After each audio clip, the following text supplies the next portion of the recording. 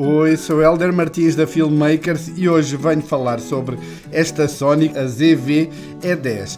Esta câmara é muito parecida com a série 6000, em termos de sensor é o mesmo que o da 6600, o menu também é igual, ela só não tem o estabilizador, pronto, se compararmos melhor será como a 6400, mas ela tem muitas características melhor até do que a 6400. É uma câmara direcionada mais para vídeo. Praticamente é como comparar com a A7C com a A7 III, por exemplo.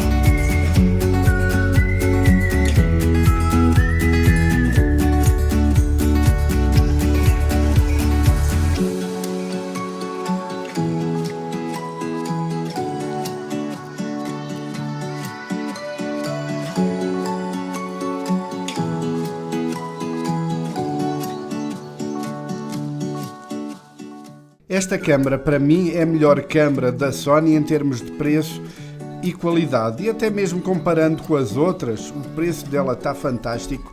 Ela, por exemplo, serve de webcam. Tem aqui a ligação aqui lateral em USB-C que você liga no computador e o computador entende como sendo uma webcam. Uma das coisas que não é boa em relação, por exemplo, à A7C, que faz a mesma coisa, é que a saída são 720p, isto utilizando o USB-C, né? HDMI vai até 4K. Então, como falei, esta câmera aqui, ela está para a 6600 ou 6400, assim como esta, a 7C, está para a A7 III. Em relação aqui, uma das coisas que eu não gostei dela logo de primeira, e mesmo aqui neste caso ela está com uma gaiola da Small Rig, não é? E que tem aqui talvez em uns 7, 8 milímetros assim para fazer a pega, mas mesmo assim eu acho que ainda faltava um pedaço aqui. Este dedo fica aqui meio incómodo, sobretudo aqui com esta parte para tirar a bateria, e assim não pode levar nada aqui a tapar, então assim para pegar eu não acho assim muito boa. Aqui na parte de cima tem os microfones que são bons, não é para fazer assim um áudio que você vá fazer uma produção com ela, mas serve bem de guia e serve bem, que é o propósito desta câmara, para youtubers, para quem trabalha assim dentro de casa, para quem quer servir como webcam. Aqui nas laterais também uma coisa que eu gostei em relação a outros modelos da Sony é estas portas aqui serem mesmo fixas, não fica aquela coisinha pendurada, e tem aqui a entrada para microfone ou lapela e tem aqui a saída para uns fones, para quem precisar de monitorar o áudio, então tem aqui a solução. E o HDMI ainda é aquele pequenino, penso que é o mini ou micro. E outra coisa muito boa é aqui a tela poder virar assim para a frente. Falando aqui na gaiola, ou na cage, como queiram chamar, eu aconselho sempre que vocês comprem uma câmara, utilizarem uma gaiola. Não só pela proteção da câmara, sobretudo por causa de batidas e assim, ou até por causa de colocar e tirar o plate. Estando assim, você está com a câmara protegida, não fica ali a riscar nem a forçar. E além disso, normalmente eles trazem 2 pontos de fixação. Aqui fica fixo num, mas normalmente traz um ou dois depois parafusos para fixar assim de lado, e por isso ela fica com 2 ou 3 pontos de fixação para não girar, por exemplo, quando utiliza o gimbal.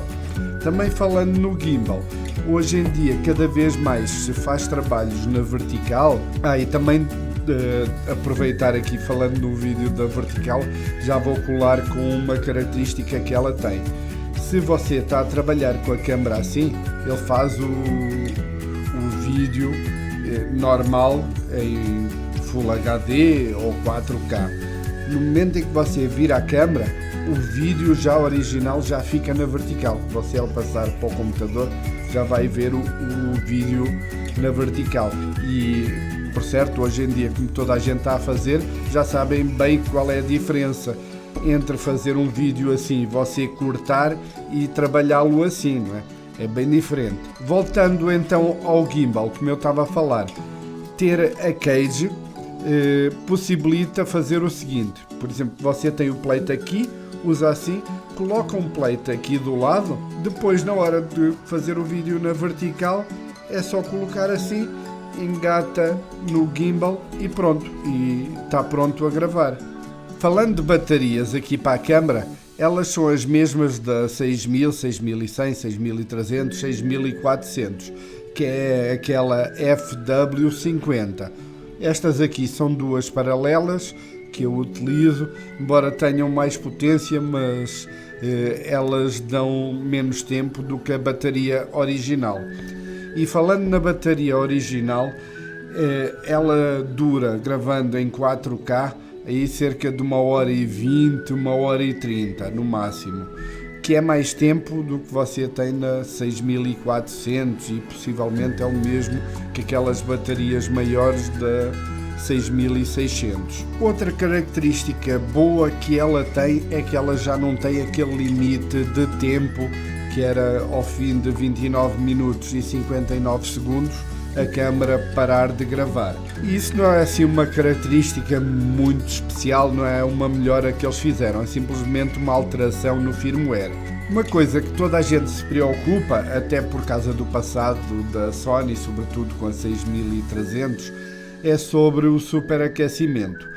Então, eu vi na altura, quando estava a saber sobre ela, até porque ela é a câmera mais barata da Sony, que eles têm com lentes intercambiáveis e assim, eu andava à procura ali o que é que a Sony tinha feito para baratear a câmera, sobretudo com a 6400 e a 6600 ainda no mercado, e as características em princípio pareciam bem melhores do que a 6400. Então, porque é que ela era mais barata? E praticamente todos os reviews que eu vi, até de pessoal que já tinha um mês e assim, ela não superaquece. Então, comigo aconteceu duas vezes. Uma aqui, neste espaço que eu estou, e outra vez a gravar, foi há cerca, acho que possivelmente aí de um mês, em que eu estava a utilizar até um sistema destes aqui, que normalmente isto aqui dá mais tempo à câmera. O que é isto? Isto aqui é uma alternativa à bateria. Você pode ligar direto na energia, você pode ligar isto, por exemplo, posso utilizar este sistema assim, chego aqui à parte da bateria, coloco a bateria. Não sei se sabem, todas as câmaras da Sony têm aqui uma tampazinha que é para passar o cabo. Pronto, e assim fecha. E a partir daqui eu consigo trabalhar com esta bateria, que tem muito mais carga do que uma bateria destas, né? Deve ter aí umas 3 ou 4 vezes mais carga do que estas aqui. Em relação a baterias que não são originais, aproveito para avisar, se elas acabarem enquanto você está a fazer uma gravação, é muito provável que você perca o arquivo. Isso é praticamente garantido. Então tenham atenção quando estão a usar baterias alternativas, Se virem aí a partir dos 20%, já pensem em trocar a bateria. A Sony tem aqui um botãozinho que é para iniciantes, sobretudo quem não sabe trabalhar assim muito com câmaras e que deixa tudo no automático. Então ela dá uma ajuda a fazer aquele desfoque, tipo o modo cinema do iPhone. Então o que é que ele faz? Carrega, e como vocês estão vendo aqui no exemplo, o fundo fica mais desfocado. Você desliga, o fundo volta a estar desfocado. E como é que isso se faz no manual, né? Praticamente toda a gente sabe, mas para quem estiver a ver este vídeo e que não saiba assim muito, você pode controlar isso no modo manual e ir aqui à abertura, colocar a abertura, se a lente é 2.8 de mínimo, coloca em 2.8 ou 1.8, 1.4 e aí ou sobe o shutter speed, mas é melhor ao baixar o ISO, se puder baixar o ISO. Por isso, quem já tem experiência, a melhor coisa a fazer é ir naquele menu que ela também tem de configuração das teclas, que pode alterar. Eu tenho até cursos ensinando sobre isso, estou agora a terminar da A7C e da A7 III a explicar, e aí são algumas horas a explicar tudo sobre o vídeo, ponto a ponto, dando exemplos e assim, mas pronto, aqui neste caso só para dizer o que é que ela tem, que você consegue fazer essa função facilmente. Uma outra coisa que está bem diferente em relação às outras é não ter estes botões de seleção aqui. Pronto, ela tem simplesmente um botão liga e desliga e depois aqui em cima tem um botão que você muda por 3 modos. Tem o modo fotografia, modo vídeo e modo câmera lenta. Embora no vídeo você também pode escolher fazer câmera lenta, ir lá para Full HD e escolher a 120p e pronto, e utilizar aí. Mas se quiser utilizar aqui, porque fica mais fácil mudar e assim, muda. Nestas câmaras, todas da Sony que você tem tido, né, desde 6300 e assim, eles têm aqui a parte de memórias 1 e 2, que são programadas para você fazer um preset rápido com todas as alterações. Normalmente utilizo para quê? Para quando vou para um ponto que eu preciso.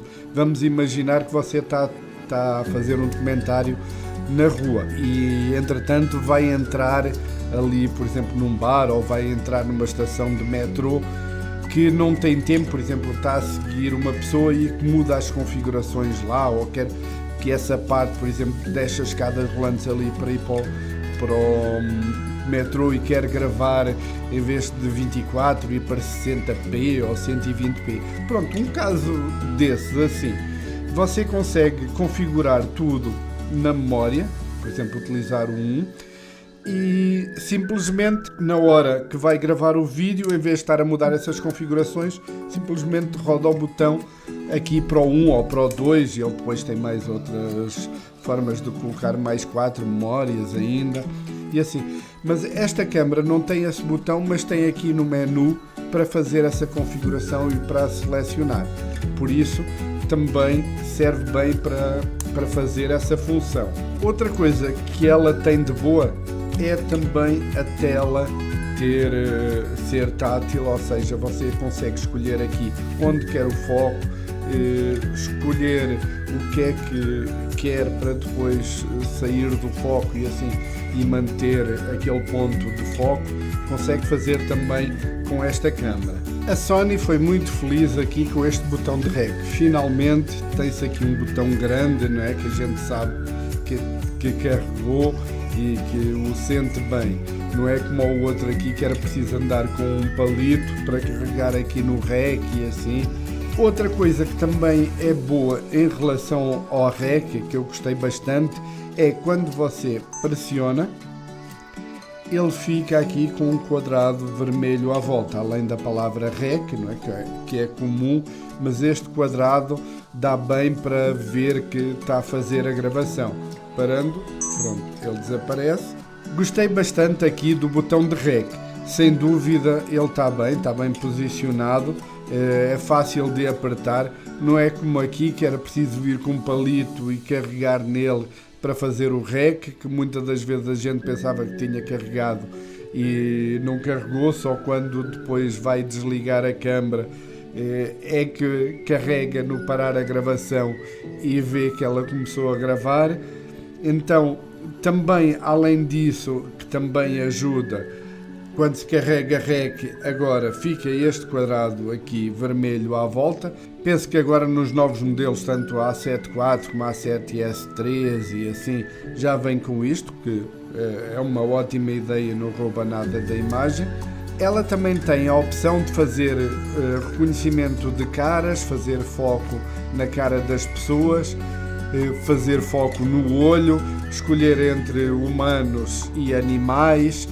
E ela também tem aqui no botão da lixeira, ou por exemplo aqui no FN, que tem aquele mini menu, que dá prioridade a caras ou em objetos. Aqui um exemplo, ele está com foco na minha cara, eu se ponho um objeto, ele não vai fazer foco na cara, só se estiver assim à frente é que vai fazer. Agora se estiver de lado, ele não vai fazer. Clicando no botão, eu coloco a peça mesmo aqui ao lado, sem estar à frente, ó, como veem, ele vai fazer o foco na peça. Eu tiro, volta para mim, estico o braço à frente, ele vai fazer na peça. E é preciso ter atenção, se está com ele ativado, passa alguém na frente, passa um carro assim, ele vai fazer o foco nesse objeto que passou à frente.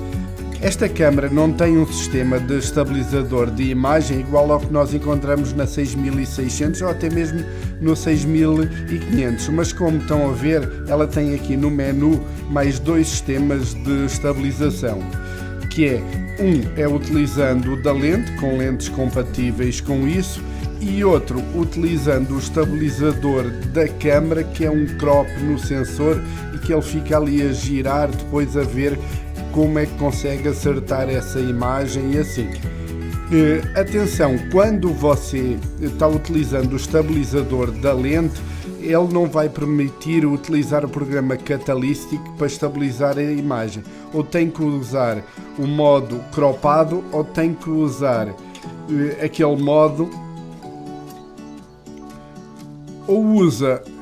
Estou agora aqui no Catalytic e vou-vos mostrar aqui alguns exemplos. Como veem, o que tem este símbolo pode ser usado. O outro vídeo que foi utilizado o estabilizador de lente, ele não dá.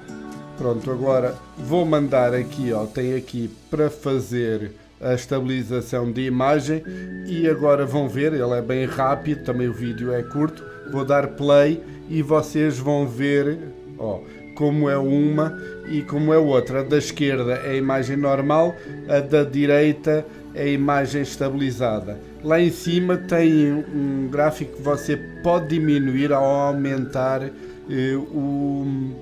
o crop na imagem, não é? Onde ela vai fazer essa estabilização, igual ao dos outros, tem no Premiere e tem no DaVinci e assim. Como veem, este aqui não dá para fazer isso, ele não aparece aqui, então eu tenho que escolher um que tenha este símbolo. Este já é o cropado na imagem e como veem, ele ainda dá um pouquinho mais de cropped e também estabiliza mais a imagem. Pronto, isso vai depender se você vai precisar ou não de usar isto aqui. E agora quero mostrar aqui um com o efeito do Rolling Shutter. Pronto, ele vai analisar na mesma imagem no estabilizador e vou mostrar aqui o exemplo, como vocês veem que ele corrige mais. Aqui eu estou a reduzir o zoom ou o cropped que se faz na imagem para menos e mesmo assim fica com um resultado fantástico. Eu vou parar aqui, como vocês podem ver a linha, a da esquerda é a original, a da direita é o corrigido. Vou deixar andar mais um pouco para ficar mais torto. Aqui, a diferença de um e do outro. E como veem, a imagem não perde praticamente nada, continua nítida na mesma. Tem vários pontos aqui, praticamente ela retira aquele problema. Eu já uso estas câmaras praticamente desde que elas saíram.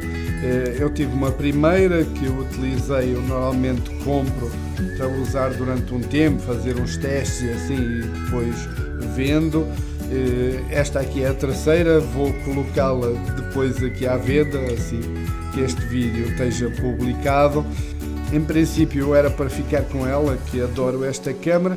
Depois tive a oportunidade de comprar esta A7C, que era para ficar porque acho muito parecidas, não é? E esta tem o estabilizador interno de imagem que eu gosto bastante e é full frame, então tinha-me decidido por ela. Entretanto já estou a pensar em passá-la também para a frente, praticamente quase sem usar, porque saiu a FX30 e estou a pensar nela em vez dessa. Eu tenho de estudar mais um pouco da FX30, que possivelmente tenha ali qualquer coisa ali que pode não ser tão boa por causa do preço que ela está.